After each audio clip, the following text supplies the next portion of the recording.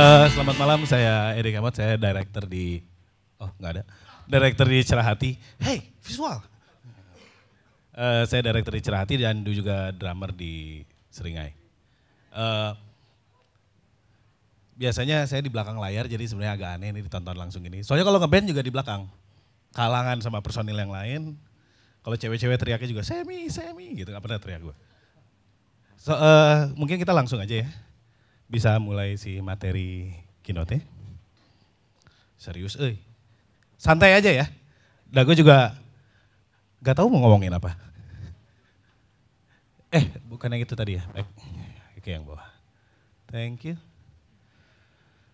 Oke, so intinya sih gue mau nyoba ngasih study case aja.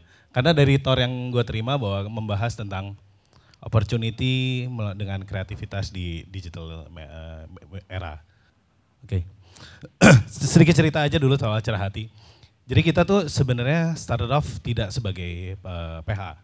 Bahwa Cerah Hati ini adalah kumpulan mahasiswa seni rupa ITB di Bandung yang nongkrong di tempat teman, main, tapi semuanya punya interest yang sama adalah mengerjakan audiovisual.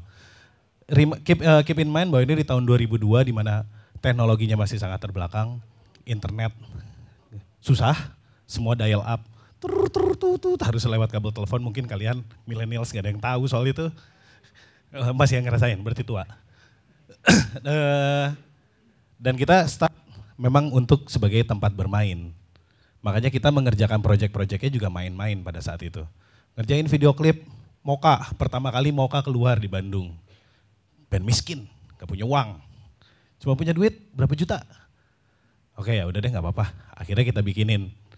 Dari cut and paste, digerakin doang, difoto, dari kolase image-image. Ternyata video klip itu justru membawa kita to the next level. Kita dapat penghargaan MTV 2003 kalau gak salah itu Best Music Video dan lain-lain. Yang membawa kita terus sampai ke terjebak lah dalam keseriusan production house sekarang. Kita pindah dari Bandung tahun 2007 untuk kemudian stay jadinya sekarang di Jakarta.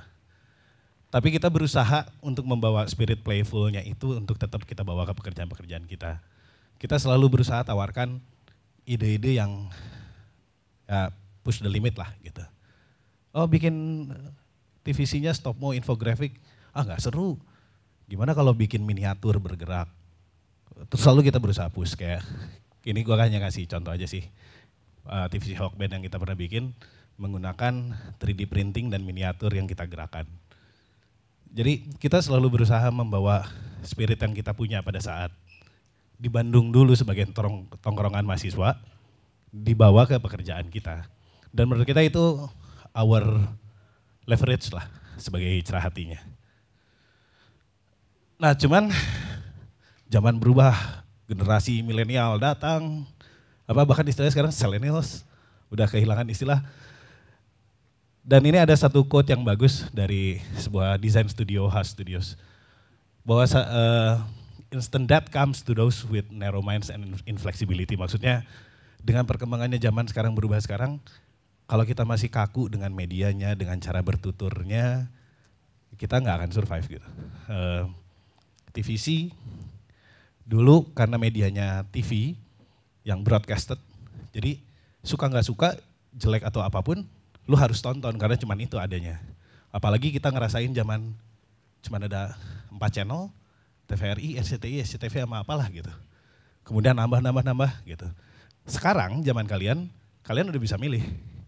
Gue nggak suka ini, gue nggak akan nonton. Berarti tugas kita untuk berkomunikasi jadi lebih berat kan. Bahwa gue nggak bisa lagi bikin apapun, gue tayangin selesai. Nah itu yang kadang-kadang either klien atau brand tidak mau adapt soal itu. Nah ini yang akhirnya kita pun, orang-orang tua ini terpaksa adapt juga. Nah ini ada satu buku yang gue baca, The Advertising Next, tulisannya Tom Him. Dia kayak nulis ada 17 mantra soal digital. Be playful, contextual, spectacular, contagious, lalala. Yang iya benar semuanya, maksudnya ini yang berbeda dengan kalau lu menggunakan media tradisional dulu. Dulu kalau misalnya medianya satu TV ya who cares about lu harus kontekstual atau tidak. Boro-boro 24/7. boro-boro jadi sesuatu yang sociable atau rasanya ownable seperti punya lu gitu. Boro-boro kan gitu. Nah ternyata ini kunci yang menurut dia adalah 17 mantra ini. Yang mungkin nanti dari sini akan gue coba ambil, karena gini, menurut gue ini tuh sadar nggak sadar. Apakah ketika gue membuat sebuah konsep, sebuah project, gue ngeliat primbon ini dulu, gitu, enggak juga. Pokoknya akhirnya sekeluarnya ide yang menurut gue works di zaman sekarang. Yang ketika gue track back lagi sekarang, oh itu tuh ternyata gue menjawab mantra ini, mantra ini, mantra ini, mantra ini. Langsung ya contoh kasusnya gini. Yes. Oke. Karena saya di acara Bukalapak jadi saya harus nayangin iklan Bukalapak. Ini salah satu job pertama kita dengan Bukalapak. Yang langsung memang kita coba kasih yang agak lebih di luar kebiasaan. Kita bekerja sama agensinya waktu itu Bujuk Rayu. Bujuk Rayu ini punya ide memang as simple menggunakan gimmick gerakan push the tempo. Push the tempo, video klipnya Fatboy Slim. Kita tumbuh besar, generasi gua terutama sangat tumbuh besar dengan zaman itu gitu. Jadi kita ngelihat gimmick itu langsung, anjrit lucu banget ya, iya ya. Pasti mungkin anak sekarang udah banyak yang nggak tahu. Oh plagiat lu. Ya bodo amat sih menurut gua. Jadi kayak menurut gua gimmicknya keren. Yang kalau gua kasih kearifan lokal akan jadi sesuatu yang baru. Bahkan pada saat pertama kita sempat tanya, ya udah pakai lagunya lagu Fatboy Slim aja. Ayo telepon labelnya, cobalah berapa sih? $1 juta. Hah? Oh iya deh gak jadi. Akhirnya semedi lagi. Nah di sini baru gue tanpa sadar gue be playfulnya sudah terjawab tadi ya. Bahwa kita bermain dengan menggunakan si jurusnya Fatboy Slim. Wah pokoknya kita pengen main dengan itu. Nah terus kemudian eksperimental dan kolaboratifnya di sini gue keluarnya bahwa ketika gue mikir lagu apa yang cocok ya untuk itu, tapi yang visible untuk diwujudkan. Gue pernah manggung bareng sama NTRL dan itu pertama kali kayaknya atau kedua kali NTRL bawain lagu itu. Gue yang ngakak-ngakak, ini ngaco juga nih lagu gitu. Lagu setelah sekian lama NTRL gak punya lagu, tentu dia ngeluarin lagunya itu. Sakit jiwa, oh gue ketawa-tawa. Tuh itu gue keinget lagi, oh iya ya. Lucu juga kalau misalnya ternyata lagu NTRL gue pasang ke si iklan ini. Karena tadinya storyboardnya sama sekali tidak ada artis, tidak ada apapun. Begitu kita tempel, dari situ baru keluar ide-ide. Oh iya ya, lucu juga ya, Om Bagus pakai pomade, hahaha gitu kan maksudnya. Akhirnya ide-ide itu keluar gara-gara kolaborasinya. Kalau misalnya katanya orang sekarang adalah zaman kolaborasi, nah di satu kasus ini tuh terjadilah gitu. Harga gila, nego gila, sakit jiwa, banyak orang jadi gila, Harbolnas Bukalapak bikin gila.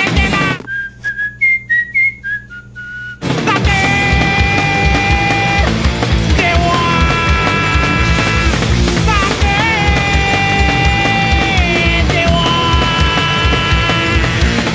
Bukalapak udah gila, Harbolnasnya Bukalapak bikin gila.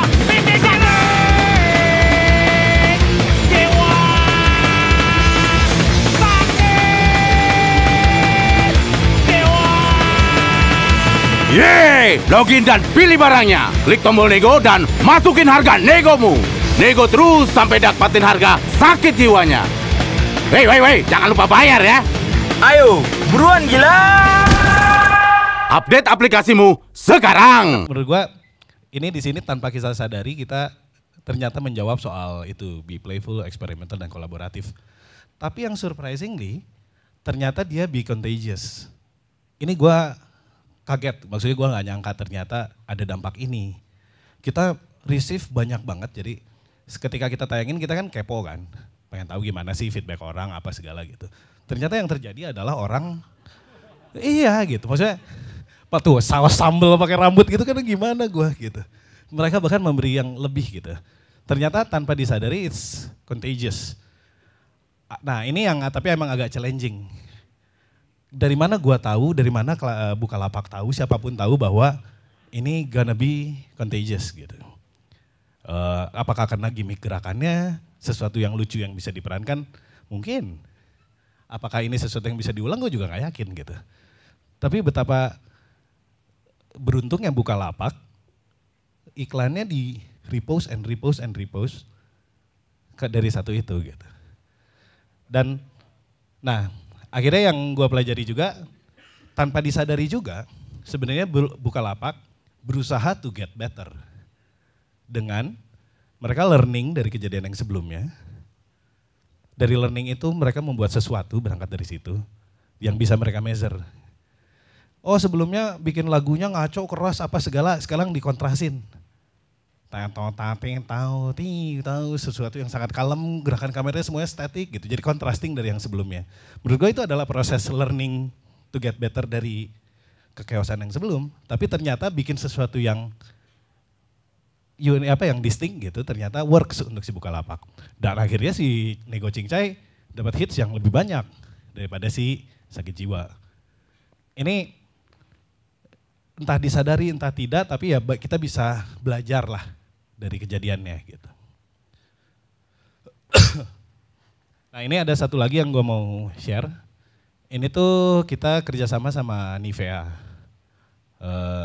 Di sini yang berusaha gue angkat adalah be a storyteller, berkolaborasi dengan public figure, dan kontekstual berarti gue bikin dia ada ceritanya.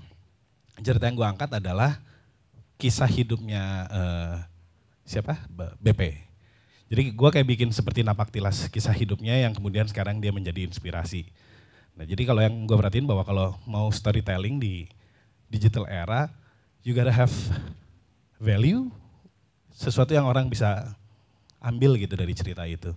Durasinya agak panjang atau apa, nggak apa-apa karena akhirnya emang orang mau nonton gitu.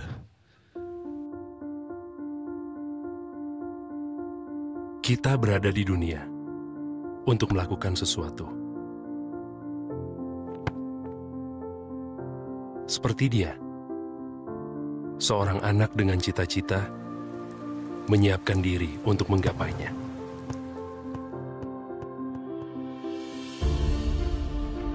Hidup yang keras membuat dia semakin kuat. Inspirasi yang tersirat telah tersurat oleh takdir. Dia terus menyiapkan diri untuk maju. Hanya dengan satu tekad untuk melampaui dirinya sendiri.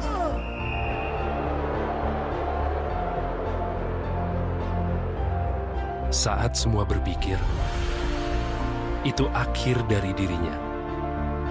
Tapi dia terus menyiapkan diri.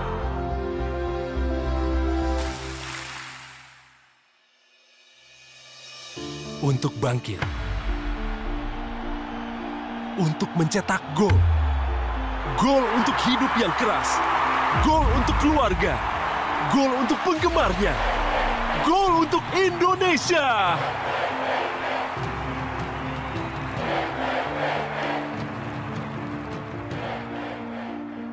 Seharusnya cerita tamat di sini.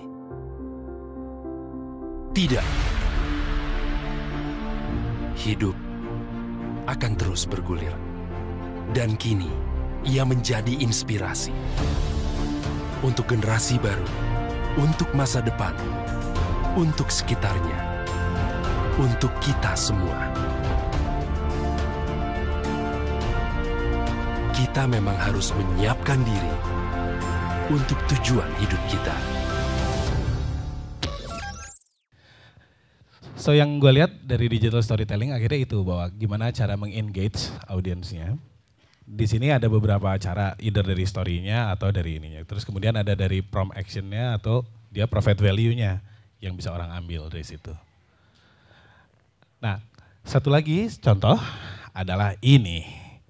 Nah, ini menurut gue contoh yang dilakukan dengan konteks tadi, 24/7, transparent, kita benar-benar terbuka, apa yang kita lakukan dilakukan di rumah, di kamar gitaris gue, segala apa, sangat personal dan rasanya orang seperti memilikinya jadinya. Barusan aja si Ricky ini menyampaikan laporan digitalnya Seringa ya.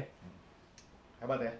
Iyalah maksudnya jadi band kan memang harus tertib administrasi dan apa yang jadi hak lo ya memang harus lo klaim lah gitu kan. Oh my god. Ini massive, keren banget, dan mereka selalu ngirimin laporan publishing kita setiap bulannya, itu selalu dikirim. Dan tertib ya. Jadi sebagai penulis lagu ini memang hak kita yang memang harusnya emang udah dari dulu secara sistem memang harus berjalan seperti ini. Oke, berarti di dalam kita akan tahu berapa uang yang akan kita dapat nih ya. Yes. Oh my god, this is so exciting. Berapa kira-kira ya?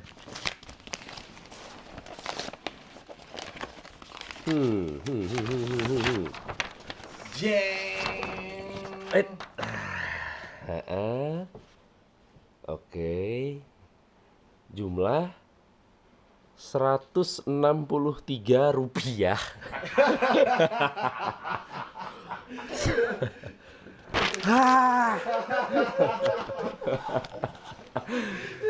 Ya, lumayan lah 160 perak.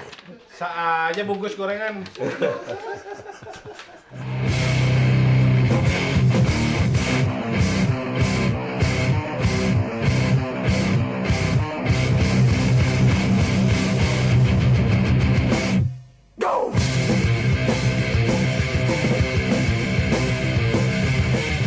So, itu contoh si Seringai, akhirnya itu jadi media yang paling simpel buat kita lakukan sebagai campaign.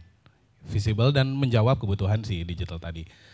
Akhirnya menurut gue dari kesimpulan yang tadi sih yang gue perhatikan bahwa akhirnya it's not about the technology tapi it's about the people. Selama kita bisa mengerti people maunya apa, akhirnya teknologi cuma means-nya. Lu mau jadi cerita web series, mau jadi sesuatu yang shocking, mau jadi sesuatu yang vlogging, yang continue, itu cuma means-nya doang. Tapi yang lebih pentingnya lagi adalah menurut gua ini, every digital person learn by doing. Jadi kalau ada yang bilang gua ahli digital media, pret. Karena sebenarnya digital media ini nggak ada yang selalu tumbuh terus gitu, masih berubah terus sampai sekarang. Jadi nggak ada yang bisa dibilang sebagai pakar gitu. Akhirnya adalah orang yang melakukannya terus, continue dan konsisten, itulah dia yang akan jadi pelaku yang lebih terlatih untuk itu. Makanya gue bilang di digital era ini justru saatnya kita menguasai.